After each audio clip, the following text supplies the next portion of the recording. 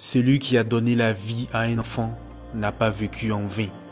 Celui qui a planté un arbre, celui qui a fait de cet arbre un table-banc, et celui qui a pris cet enfant et l'a mis sur ce table-banc pour étudier, n'a pas vécu en vain. Mais celui qui a pris son intelligence pour instruire cet enfant assis sur ce table-banc, en lui donnant un savoir-faire et un savoir-être, celui-là aura apporté un gros plus à l'humanité. Voilà pourquoi, avec la plus grande humilité, je vous exhorte, chers étudiants, au travers de ce cours, au respect de vos enseignants. Quelle que soit sa taille, son âge, sa couleur de peau, ses origines, vous devez respect à vos enseignants, car ils ont contribué fortement à ce que vous êtes aujourd'hui. Monsieur, nous n'avons aucun problème avec le fait de respecter nos enseignants. C'est tout à fait normal. Cependant, comme le dit le dicton, le respect, ça se mérite. Ça ne se réclame pas. Je prends un exemple de ma propre expérience en tant qu'étudiante. Il y a de cela 2 mois qu'il y a l'un de vos collègues dont je vais taire le nom qui me fait la cour. Je lui ai dit que j'étais déjà en couple avec un étudiant, mais il ne veut rien comprendre. Il est persuadé qu'il pourra me conquérir. Il continue de m'inviter et comme d'habitude, je continue de bouffer son argent. Il a même fait sortir le bic rouge disant qu'il va me donner des mauvaises notes. Mais monsieur, pensez-vous qu'avec ce type de comportement non professionnel, je pourrais lui vouer un respect total? Monsieur, elle a catégoriquement raison. Ce phénomène est pire quand le prof humilie son élève en le traitant de bête par exemple. Doit-on mesurer l'intelligence d'autrui simplement en se basant sur son manque de compréhension du cours? Quelle décadence!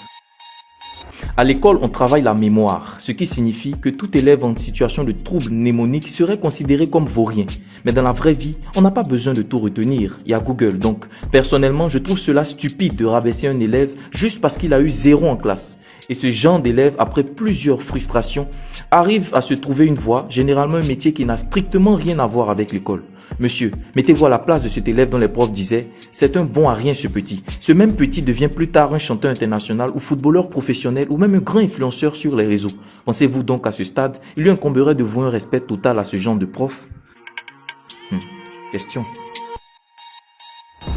Oui, monsieur, ce qu'il vient de dire est vrai. Par essence éducationnelle, l'étudiant doit respecter le prof, ça, on le sait. Mais le respect, c'est comme l'argent. L'utiliser pour marcher sur les autres, non seulement c'est malsain, mais ça présage le déclin. Depuis des lustres, sur la médaille, il est inscrit « L'étudiant doit respecter le prof, mais et le réveil ». Pourquoi personne n'en parle?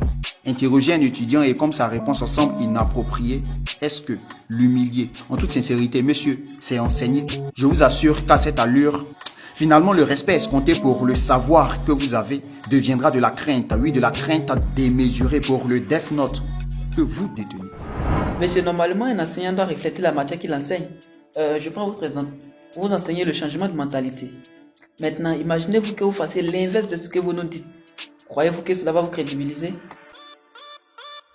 Donc, on ne peut pas comprendre comment un prof de droit peut s'adonner à la corruption. Un prof d'EPS qui devient gros comme une baleine, ou même un prof d'informatique qui n'a jamais créé des logiciels. Il faut que les enseignants arrêtent de dire « fais ce que je dis mais ne fais pas ce que je fais ».